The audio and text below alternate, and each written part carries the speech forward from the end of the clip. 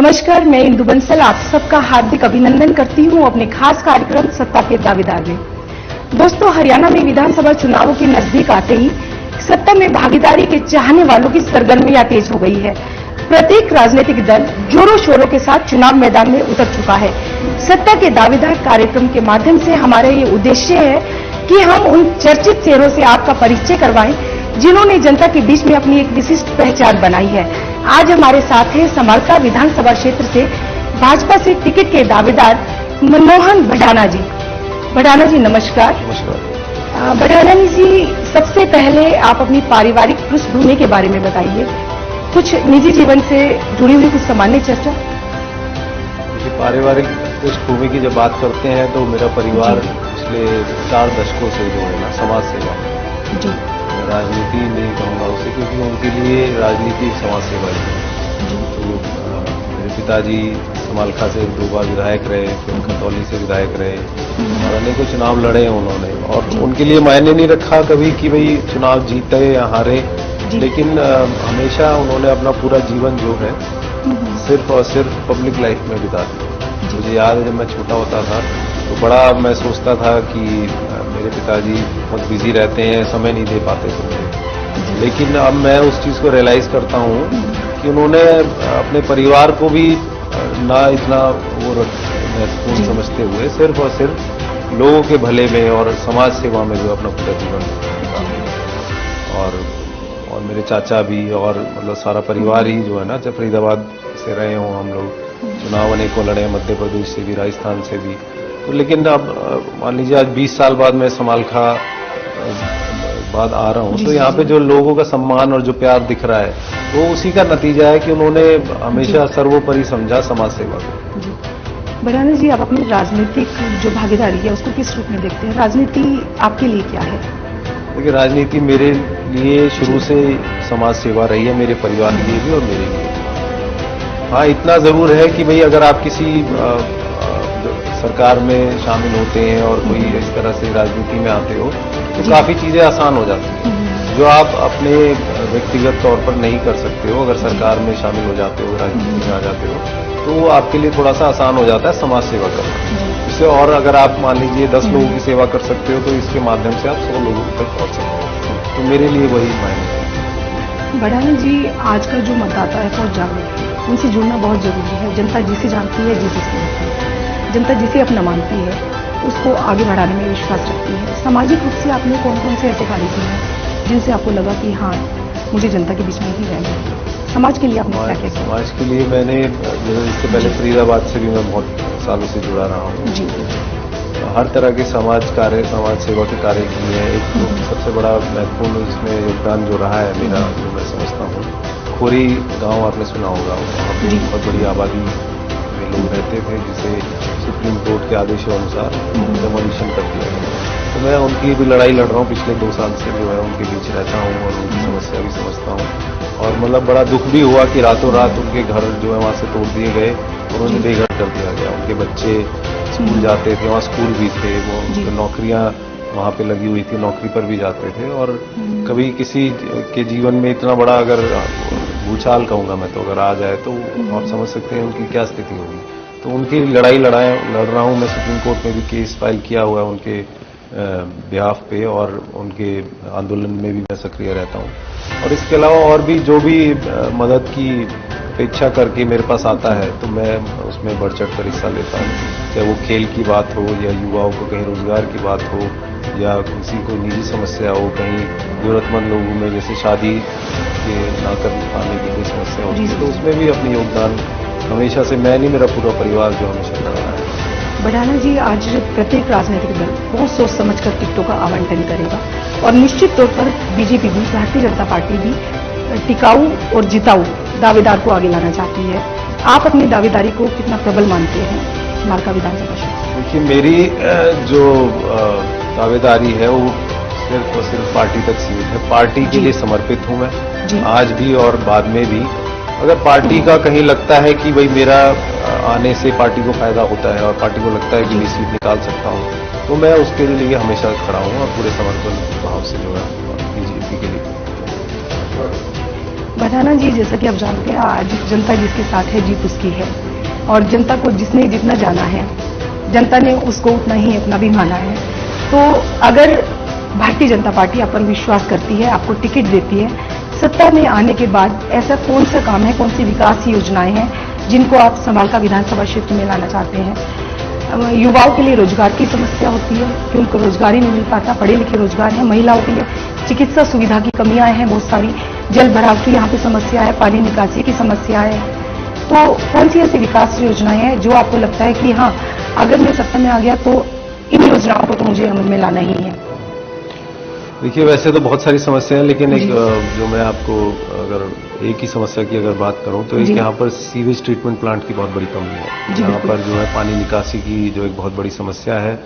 समालखा क्षेत्र में आज जो है ना जनसंख्या बढ़ती जा रही है, काफी लोग यहाँ पर बस रहे हैं, तो उस तरह से यहाँ का जो मूलभूत ढांचा है उसको सुदृढ़ करने की बहुत ज्यादा आवश्यकता है, क्योंकि जब बारिश होती है तो सीवेज का पानी ऊपर आ जाता है, उससे जो है आप समझ सकते हैं जीवन कितना दुर्लभ हो जाता है। तो ये एक बहुत बड़ी कमी है जो जिससे मैं चाहूंगा कि अगर मैं बन जाता हूं तो उसको पूरा करूं। इसके अलावा और जो आपने गिनाई है, रोजगार की भी समस्याएं हैं। देखिए, भारतीय जनता पार्टी की बहुत सारी नीतियां हैं, बहुत सारी नीतियां हैं जिसके तहत काफी कुछ किया जा सकता है, लेकिन उनको ग्राउंड लेवल तक लाने के लिए जो आपका जहाँ विधायक का जो रोल होना चाहिए वो कहीं ना कहीं कमी अभी तक मुझे यहाँ पे दिखी थी, उसको पूरा करूंगा। फिर क्या है कि मेडिकल कॉलेज या इंजीनियरिंग कॉलेज की अगर यहाँ व्यवस्था हो जाए तो मेरे को लगता है युवाओं को बहुत बड़ा उसमें सहयोग मिलेगा। और उसके अलावा खेल के जो स्टेडियम है उनमें अच्छी जो है सुविधाएं होनी चाहिए, कहीं इंडोर स्टेडियम भी होना चाहिए, क्योंकि यहाँ प्रतिभा बहुत भरी हुई है। मैं पिछले जितने दिनों से घूम रहा हूँ तो मुझे देखने को मिल रहा है निश्चित तौर पर आपका सराहनीय प्रयास रहेगा ये। बहुत सारे नेशनल प्लेयर्स हमारे समालखा क्षेत्र में हैं, चाहे वो रेसलिंग में हो, चाहे वो एथलेटिक्स में हो, चाहे वो शूटिंग में हो। बहुत सारे बच्चे यहाँ पे जो है ना काफी हद तक आगे बढ़ रहे हैं, तो उन्हें अगर थोड़ा सा और प्रोत्साहित किया जाए और सहूलियतें दी जाए, मुझे लगता है कि आगे आने वाले 4 साल बाद जो ओलंपिक्स होंगे, मेरा ये सपना है कि कम से कम एक मेडल समालखा का जरूर होगा। और ये मैं आपसे आज सबके सामने वायदा भी करता हूँ कि अगर मैं यहाँ से बनता हूँ और मेरे पास जो भी क्षमता होगी, मैं अपना भरपूर प्रयास करूंगा कि समालखा में एक ओलंपिक मेडल जरूर लेके आए हमारा कोई बच्चा।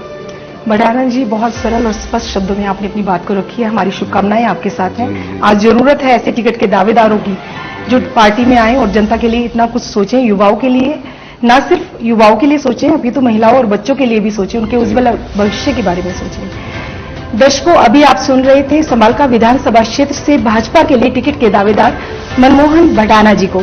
जल्दी ही हम आपसे फिर मिलते हैं एक सत्ता के नए दावेदार के साथ। तब तक आप देखते रहिए talk show with doctor Indu Bansal. जय हिंद, जय भारत।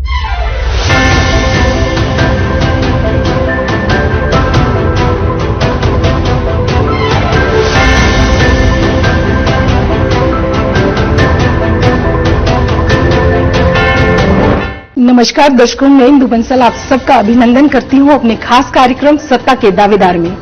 हरियाणा विधानसभा चुनाव के नजदीक आते ही जहां प्रत्येक राजनीतिक दल ने अपनी जीत को सुनिश्चित करने के लिए कमर कस ली है, वहीं प्रत्येक राजनीतिक दल के टिकट के दावेदारों ने भी ताल ठोकनी शुरू कर दी है। हमारे साथ हैं भड़कल विधानसभा क्षेत्र से राजकुमार वोरा जी। मैं आपको बताना चाहती हूं कि राजकुमार वोरा जी भाजपा के जिला अध्यक्ष भी हैं। आइए हम उनसे कुछ बातचीत करते हैं, उनके बारे में जानते हैं। वोरा जी नमस्कार। नमस्कार। वोरा जी, आज जहां पे राजनीतिक दल सजग हैं, वहीं जनता भी बहुत जागरूक हो चुकी है। वो अपने नेता के बारे में सब कुछ जानना चाहती है, तो हम जानना चाहते हैं आपसे अपने निजी जीवन के बारे में आप कुछ बातें बताइए। नमस्कार इंदु जी, मैं आपके और आपके चैनल के माध्यम से आपके दर्शकों को अपनी ओर से और भारतीय जनता पार्टी के प्रत्येक कार्यकर्ता की ओर से मोदी जी की राम राम बोलता हूँ। राम राम जी। शुरू होते हैं अपने निजी जीवन पर। जी बिल्कुल। एक ऐसे परिवार में जन्म हुआ जो एक साधारण परिवार रहा। जी। पिताजी हमारे सरकारी नौकर थे गवर्नमेंट प्रेस के अंदर, लेकिन उन्होंने अपनी नौकरी से ज्यादा तरजीह संगठन को दी, अपने हिंदुत्ववादी सोच को दी, राष्ट्रवादी सोच को दी। क्योंकि बचपन भी उनका संघ स्वयंसेवक के नाते शुरू हुआ। जब पार्टीशन से पहले जो क्षेत्र फ्रंटियर क्षेत्र हुआ करता था, वहाँ जन्म हुआ उनका और अपने छोटे से उम्र में ही उन्होंने संघ का स्वयंसेवक बनकर अपने जिम्मेदारियों को एक मजबूत स्थिति में रखा।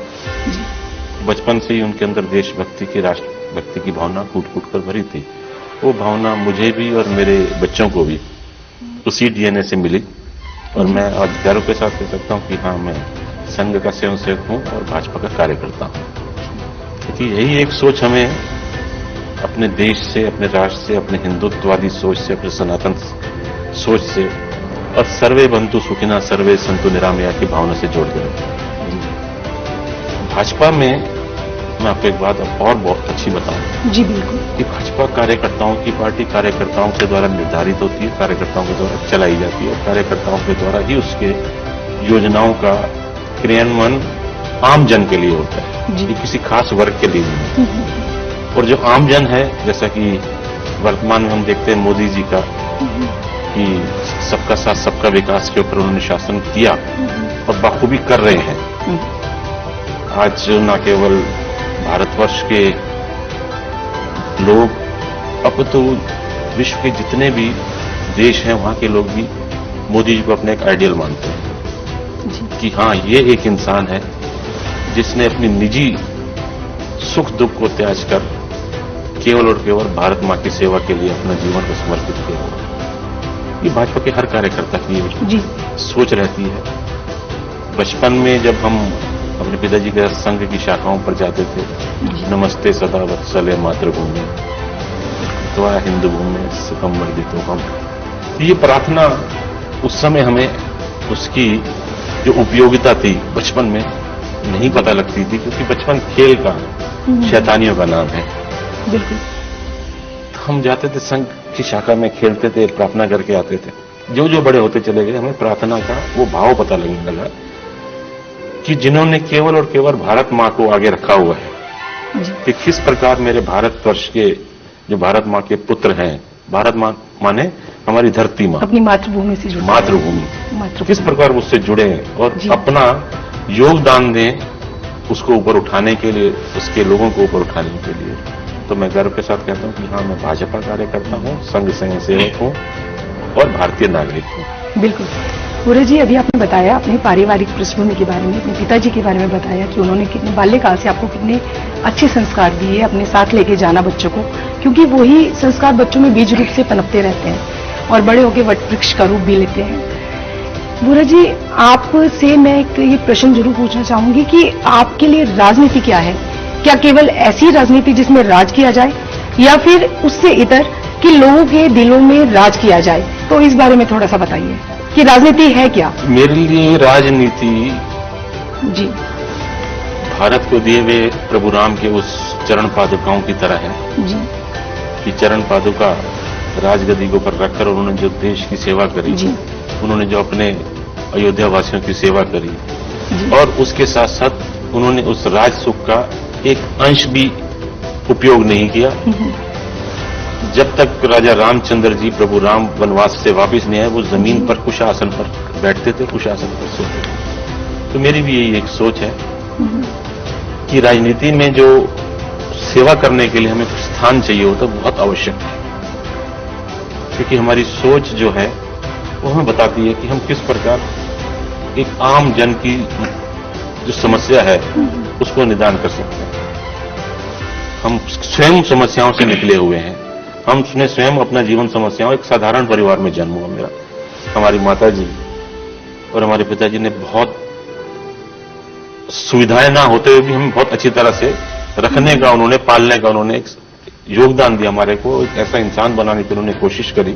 वही सोच हमारे अंदर है कि हमारे पास कुछ साधन कम हो सकते हैं, अगर हमारी नीयत ठीक है और हम सामने काम करना चाहते हैं तो उन साधनों में भी हम बहुत सारा उस समस्या का निदान निकाल सकते हैं। जो आज कुछ लोग कह देते हैं कि हमारे पास इस चीज की कमी रही, केवल आपकी नीयत ठीक होनी चाहिए, आपकी सोच ठीक होनी चाहिए, तो आप हर उस काम को कर सकते हैं जो काम करना बहुत जरूरी है। पूरा जी, अभी आपने संघ के बारे में बताया कि वो किस चीज को लेकर चलते हैं, उनकी सोच क्या है, उनकी दिशा क्या है उनकी, और अभी आपने अपने पिताजी के बारे में भी बताया था, संघ के बारे में भी आपने बताया, श्री राम जी का भी आपने उदाहरण दिया।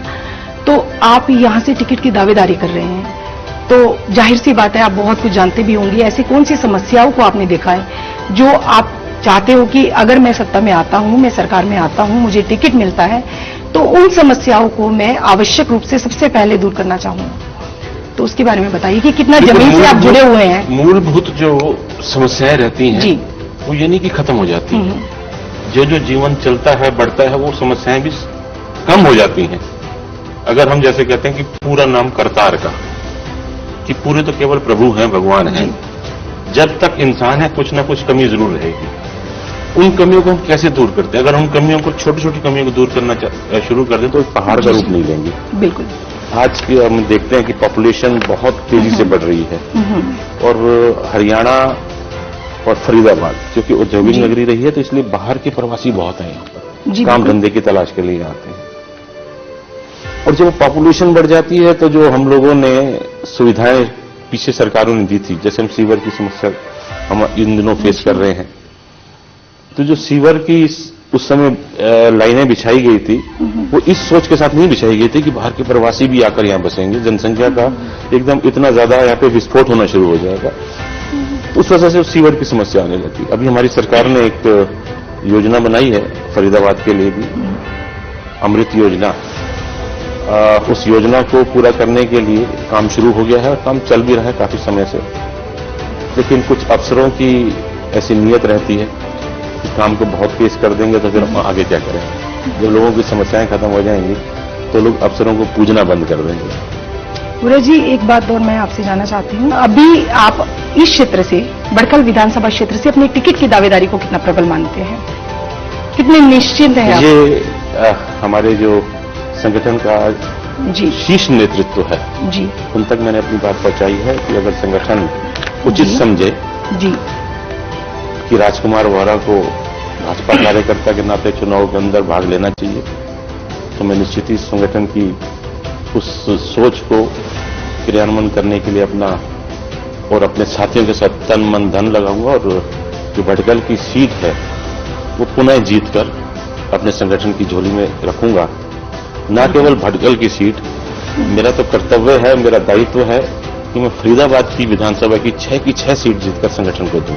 दर्शकों, अभी आप सुन रहे थे भटकल विधानसभा क्षेत्र से राजकुमार वोरा जी को। जल्दी ही हम फिर मिलते हैं सत्ता के एक नए दावेदार के साथ। तब तक आप देखते रहिए talk show with doctor Indu Bansal. धन्यवाद। जय हिंद, जय भारत, जय श्री राम।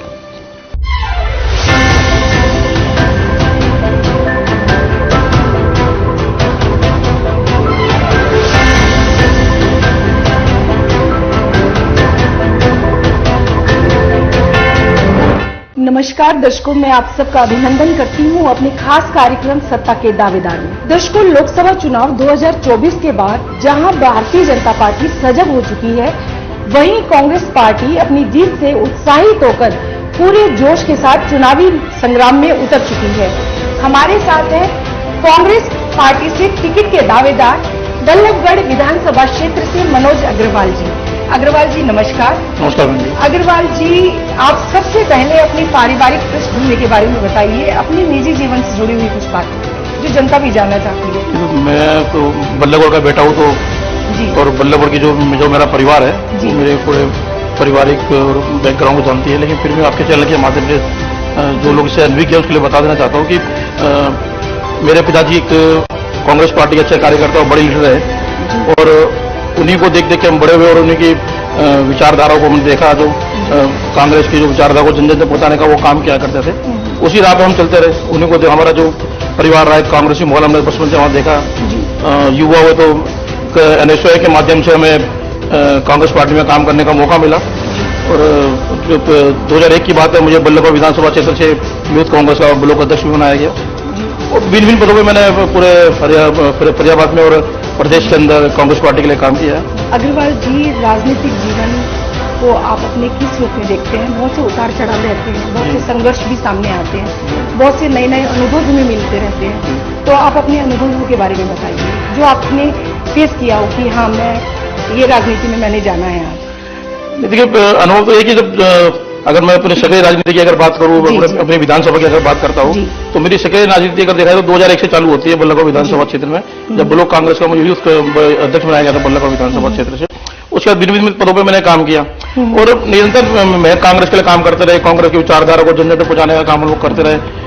बड़ा लंबा सफर था, 2014 तक संगठन में हम लोग काम किया और 2014 के अंदर पहली बार मैंने टिकट की दावेदारी करी, जब हमारे बल्लभगढ़ विधानसभा क्षेत्र की एमएलए थी बहन शारदा राठौर जी, जब उनका टिकट कटा तो हमें लगा जब उनका कट सकता तो हमें मिल भी सकता। पहली बार दावेदारी करी तो वो टिकट नहीं मिला, लेकिन उसको कोई अफसोस नहीं था, पर कुछ सिखा के गया, अफसोस नहीं था। ठीक है, दावेदारी कर दी हमने, कभी सोचा था, लेकिन तब एक दिमाग में आया जब यार हमें भी जब दावेदारी करनी चाहिए और चुनाव लड़ने की तैयारी करनी चाहिए, टिकट की दावेदारी करनी चाहिए। तो 5 साल का एक लंबे समय हमें मिला, तो जो बहन जी की टिकट कटी, बहन जी तो अपने घर बैठ गई। तो बल्लभगढ़ विधानसभा क्षेत्र के जो कांग्रेस के कार्यकर्ता थे या नेता थे, वो अपना आपको अनासा महसूस करने लगे, अपने घरों में बैठ रहे, उनको घरों से निकालने का काम मैंने किया। अगर बात करें 2 दिसंबर 2018 के अंदर एक सत्ता परिवर्तन रैली करी मैंने, जो काफी बड़े स्तर पे की थी, कि उसके बाद मतलब इतनी बड़ी और ऐतिहासिक रैली रही कि उससे पहले और बाद में कभी इतना बड़ा कोई प्रोग्राम हमारे बल्लभगढ़ विधानसभा क्षेत्र में नहीं हुआ। और जो 2019 की हम बात करते हैं, जब हमने टिकट की दावेदारी पेश की, तो बहन शारदा राठौर जी ने तो पार्टी छोड़ दी और बीजेपी में शामिल हो गई थी। तो एक ही नाम हुआ करता था, मनोज अग्रवाल। टिकट के दावेदार कौन? मनोज अग्रवाल। और हमें भी बड़ी खुशी होती थी, और जो भी कार्यकर्ता से हम किसी से बात करते थे, किसी नेता से बात करते थे, विधानसभा में बात करें, चाहे जिले में बात करें, चाहे प्रदेश में बात करें, तो एक ही नाम होता था, मनोज अग्रवाल। और हम जब पता लगा टिकट हमें तो मिल रही है, दूसरा कोई नाम ही नहीं है, बड़ी और मेहनत से हमने काम करना चालू किया, जो सोच से उससे ज्यादा किया। पूरा परिवार मेरा साथ लगा, मेरी पूरी बल्लभगढ़ की मेरी जनता मेरे साथ रहती थी। 24 घंटे यहाँ पे भंडारा चलता रहता था, भीड़ लगी रहती थी, जगह नहीं होती थी बैठने के लिए, मिलने का समय नहीं होता था। लेकिन अचानक पता लगा हमारी टिकट कट गई 2019 के अंदर, तब बड़ा दुख फील हुआ, यार ये क्या हुआ मेरे साथ। लेकिन फिर हमने अपने आप को संभाला और दुआ से हम पार्टी के लिए काम करते हुए स्ट्रगल। अग्रवाल जी, आप बल्लभगढ़ विधानसभा क्षेत्र से अपने टिकट की दावेदारी कर रहे हैं, तो सामाजिक भागीदारी को किस रूप में देखते हैं आप, किस चीज से? मुझे सामाजिक भागीदारी की जनता का जुड़ा होना बहुत जरूरी है। जी जी। आज जनता जिसे चाहती है वो आगे आता है। जी जी। क्योंकि किसी भी राजनीतिक दल के किसी भी निर्णय को गलत साबित करने की सामर्थ्य रखती है आज जनता। तो आप अपनी सामाजिक भागीदारी को किस रूप में देखते हैं? अपनी जनता के लिए, यहाँ की जनता के लिए क्या क्या किया, किस तरह से आपने उनको समझा, उन्होंने आपको कितना समझा, कितना करीब रहे आप उनके? मैं बता दूं आपको कि पिछले 10 साल के अंदर मैं प्रदेश की बात करें या बल्लभगढ़ में विधानसभा की बात करें, मैं बड़े बड़े संस्थाओं में भिन्न पदों पर रहा। अगर मैं प्रेसिडेंट की बात करूं तो अग्रवाल वैश्य महासम्मेलन हरियाणा का मैं वरिष्ठ वाइस प्रेसिडेंट हूँ। अग्रवाल वैश्य समाज का पूर्व के अंदर प्रेसिडेंट में वाइस प्रेसिडेंट में रहा था। और बल्लभगढ़ की हमारे बाजार की सबसे बड़ी संस्था व्यापारियों की उद्योग व्यापार मंडल बल्लभगढ़, उसका मैं जनरल सेक्रेटरी हूँ। बल्लभगढ़ इंडस्ट्रियल एसोसिएशन के अंदर जनरल सेक्रेटरी के पद पर हूँ। फरीदाबाद बल्लभगढ़ एसोसिएशन के अंदर वाइस प्रेसिडेंट का पद मेरे पास है। और मैं तो अगर सामाजिक हम कार्यों की बात करें, हमने बल्लभगढ़ विधानसभा क्षेत्र की बात करें, तो पिछले 10 साल से हम एक कैंप हमने अपने ऑफिस में लगा रखा है, जिसके अंदर निःशुल्क, चाहे हम परिवार पहचान पत्र की बात करें, फैमिली आईडी, वोटर कार्ड की हम बात करते हैं, आधार कार्ड की हम बात करते हैं, जाति प्रमाण पत्र, राशन कार्ड, जितने भी जो मूलभूत जो आवश्यकता जो लोगों की है, जिन कामों के लिए लोगों को तहसील और नगर निगम चक्कर काटना पड़ता है, सेक्टर 12 कोर्ट तक भागना पड़ता है, एक दिन खराब करते हैं, दिहाड़ियां खराब करते हैं वो लोग, और फिर भी उनका काम नहीं होता। वो सारे काम पिछले 10 साल से हम निःशुल्क यहाँ पे कर रहे हैं।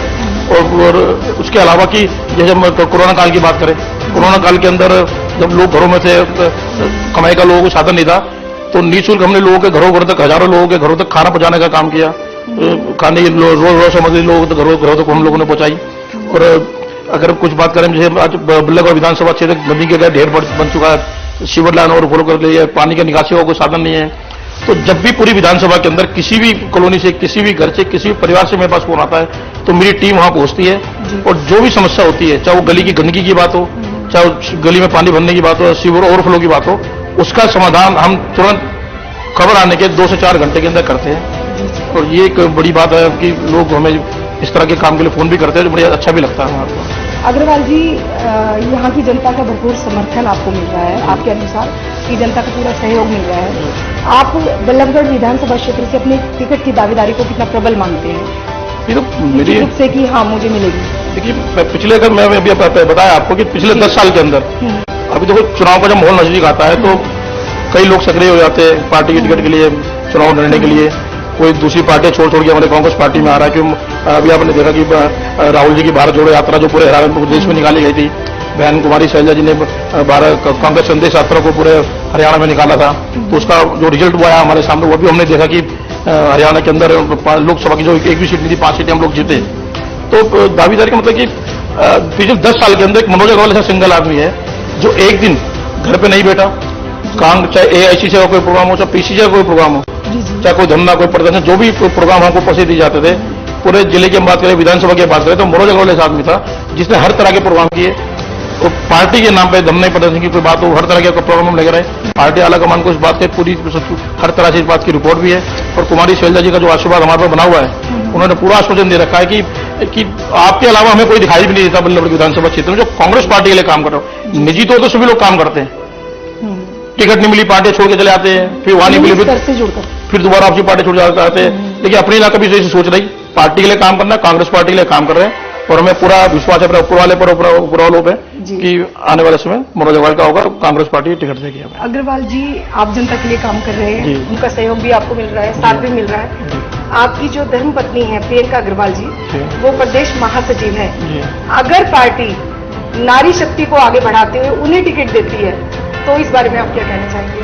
देखिए मैं आपको बता दूं, देखो क्योंकि आपने अभी कहा कि मनोज अग्रवाल के साथ है, और अगर पार्टी उन्हें टिकट देती है कि नहीं हम नारी शक्ति को आगे लाना चाहते हैं। देखिए मैं आपको बता दूं कि प्रियंका अग्रवाल ऐसा नहीं कि मेरी धर्मपत्नी मैं इसलिए ऐसा बोल रहा हूँ, एक नारी भी है वो, और पार्टी ने उन्हें PCC डेलीगेट बनाया हुआ हरियाणा के अंदर।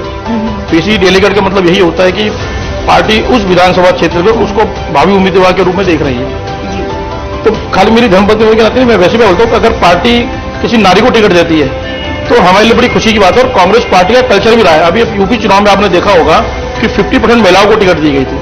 तो यानी कि मेरी धर्मपत्नी अगर किसी भी महिला को अगर कांग्रेस पार्टी टिकट देती है, चाहे बल्लभगढ़ विधानसभा क्षेत्र की बात हो या हमारे जिला फरियाद की बात हो, तो बड़ी खुशी की बात है। हमारी हर तरह से मदद और सपोर्ट रहेगी, और हम तो चाहते हैं नारियों को आगे किया जाए। आज महिला अत्याचार पूरे हिंदुस्तान के अंदर, आज हरियाणा की हम बात करें तो नंबर 1 पर चल रहा है। तो जितनी ज्यादा महिलाओं को मौका मिलेगा, जितनी महिलाएं अगर बैठेगी, वो विधानसभा में इस बात को अपनी महिलाओं के जो अपराध चल रहे हैं उसको आवाज उठाने का काम करेगी। तो ये बड़ी खुशी और अच्छी बात है कि पार्टी किसी नारी को टिकट दे। तो हम चाहते भी किसी महिला को टिकट मिलनी चाहिए बल्लभगढ़ विधानसभा क्षेत्र। निश्चित तौर पर मनोज अग्रवाल जी अब नारी के लिए सराहनीय सोच रखते हैं। दर्शकों अभी आप सुन रहे थे बल्लभगढ़ विधानसभा क्षेत्र से कांग्रेस पार्टी से टिकट के दावेदार मनोज अग्रवाल जी को। फिर हम जल्दी मिलते हैं सत्ता के एक नए दावेदार के साथ। तब तक आप देखते रहिए talk show with doctor Indu Bansal. जय हिंद, जय भारत।